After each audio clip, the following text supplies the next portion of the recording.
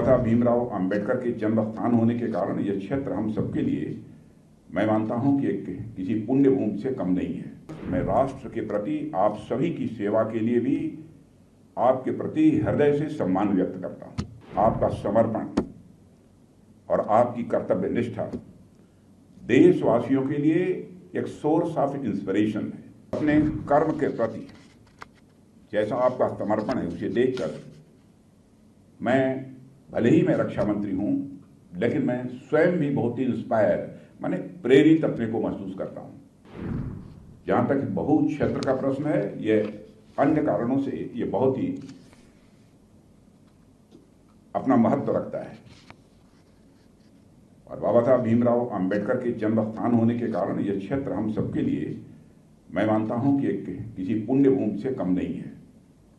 उनके जन्म स्थान होने के अलावा भी यह क्षेत्र कई कारणों से बहुत महत्वपूर्ण भी माना जाता है।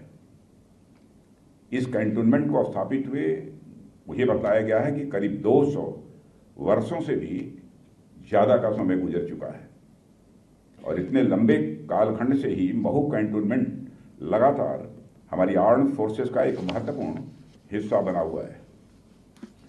साथियों, महू में एक लंबे समय से आर्मी वार कॉलेज, इन्फेंट्री स्कूल और military college of telecommunication engineering भी लगातार अपनी सेवाएं दे रहे हैं और अपनी स्थापना के समय से ही ये संस्थान भारतीय सेनाओं के अफसर्स और जवानों को मिलिट्री स्ट्रेटजीज और युद्ध कौशल में लगातार पारंगत बना रहे हैं। ऐसी ऐतिहासिक संस्थाओं से जुड़े हुए आप सभी जवानों के बीच आना स्वाभाविक रूप से मेरे लिए एक गौरव का विषय है। और साथियों, आज इस अवसर पर मैं राष्ट्र के प्रति आप सभी की सेवा के लिए भी आपके प्रति हृदय से सम्मान व्यक्त करता हूं। आभार नहीं व्यक्त करता हूं, सम्मान व्यक्त करता हूं, क्योंकि आप अपनी दायित्व का निर्वाह कर रहे हैं। इसलिए आभार नहीं, आप जिस शानदार तरीके से अपनी जिम्मेदारी का निर्वाह कर रहे हैं उसके लिए मैं आप सबके प्रति सम्मान व्यक्त करता हूं। आपका समर्पण और आपकी कर्तव्य निष्ठा देशवासियों के लिए एक सोर्स ऑफ इंस्पिरेशन है, एक प्रेरणा का काम करती है। और यही आपकी मेहनत और प्रतिबद्धता ही है जिस वजह से हमारा देश और इसकी सीमाएं लगातार सुरक्षित और सशक्त हो रही हैं। और आप अपनी सेवाओं से राष्ट्र के प्रति अपने समर्पण से न केवल देशवासियों का विश्वास आप अर्जित कर रहे हैं, बल्कि अपने आप में एक मिसाल भी आप प्रस्तुत कर रहे हैं। और साथियों, आज जब मैं आपके बीच आया हूं तो आपकी एक बात की मैं खुले दिल से यहां सराहना करना चाहता हूं। वह यह है कि जब भी मैं हमारी आर्म फोर्सेस संबंधित किसी भी इस्टेब्लिशमेंट में जाता हूं तो मुझे वहां की साफ सफाई बहुत ही आकर्षक लगती है।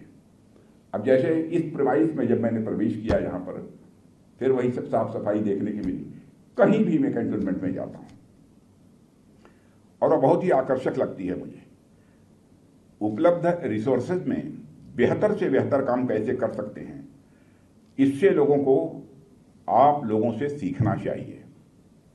और आप जिस तरह से साफ सफाई करके रखते हैं, एक तरह से कहूं तो जिस तरह से पूरे जिस क्षेत्र में आप रहते हैं उसको चमका कर रखते हैं, उसे देखकर स्वाभाविक रूप से किसी को भी प्रसन्नता होगी।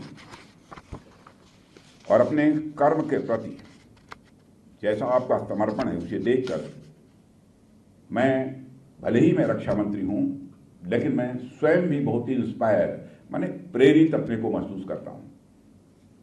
और मैं कह सकता हूं कि मुझे सबसे ज्यादा अपील करती है वह है कर्म के प्रति आपकी निष्ठा, अपने दायित्व के प्रति, अपनी जिम्मेदारी के प्रति आपकी निष्ठा, एक सेंस ऑफ रिस्पॉन्सिबिलिटी, दायित्व का बोध जो आपके अंदर है, और सबसे ज्यादा हम सभी लोगों के लिए इंस्पायरिंग है, प्रेरित करने वाला है।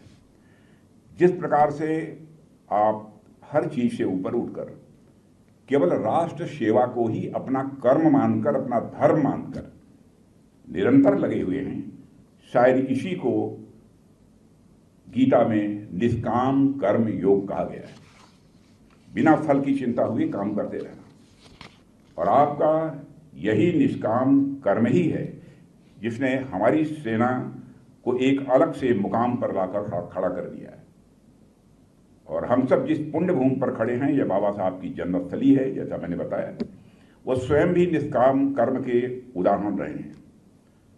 उन्होंने कभी यह नहीं सोचा होगा कि समाज के लिए जो काम कर रहे हैं इसको भविष्य में एक्सेप्ट या एक्नॉलेज किया जाएगा या नहीं। जो भी काम उन्होंने किया, कभी इसकी चिंता नहीं की कि हमारे काम को भविष्य में लोगों के द्वारा स्वीकार किया जाएगा, मान्यता मिलेगी कि नहीं, इसकी चिंता नहीं की। उन्होंने हमेशा निष्काम काम भाव से ही देशवासियों की सेवा की है। और आप एक आम इंसान को देखिए तो कुछ भी करने से पहले वह अपने मन में तरह तरह के कैलकुलेशंस करता है, तरह तरह के इसे कहते हैं कि कल्पनाएं करता है। और मैं जो करने जा रहा हूं इसका फल मुझे मिलेगा कि नहीं मिलेगा, इस बात की भी उसे चिंता सताती है। और यदि मिलेगा भी तो कितना मिलेगा, इसे भी कैलकुलेट करना चाहता है। लेकिन यह सब तो आम इंसान की बात है। आप आम नहीं हैं, मैं कह सकता हूं हमारे सेना के जवान खास हैं। आप जब भी कुछ करने की सोचते हैं तो कैलकुलेट नहीं करते हैं, गणना नहीं करते हैं, बल्कि आप ये सोचते हैं कि आपको यह करना ही है। और आपका यही डेडिकेशन, यही समर्पण हम सभी देशवासियों को इंस्पायर करता है, प्रेरित करता है। और साथियों, यहां मैं युवा जोश और परिपक्व यानी मैच्योर्ड अनुभव के मिश्रण को भी देख रहा हूं अपने सामने। जोश और अनुभव का यह मिश्रण निश्चित रूप से हमारी सेना के लिए और इस देश के लिए भी कई मायनों में बहुत ही महत्वपूर्ण है।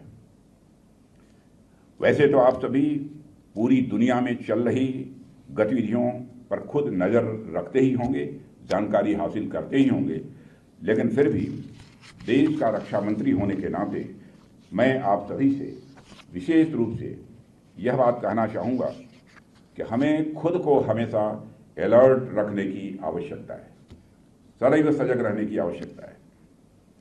साथियों, यह कहने के लिए तो भले ही पीस टाइम है, शांति का समय है, लेकिन जब मैंने यहाँ पर आकर देखा तो मुझे ऐसा लगा कि जिस डिसिप्लिन से और जिस डेडिकेशन के साथ आप यहाँ पर ट्रेनिंग ले रहे हैं, यह पूरी ट्रेनिंग आपकी दिनचर्या किसी युद्ध से कम नहीं होती है।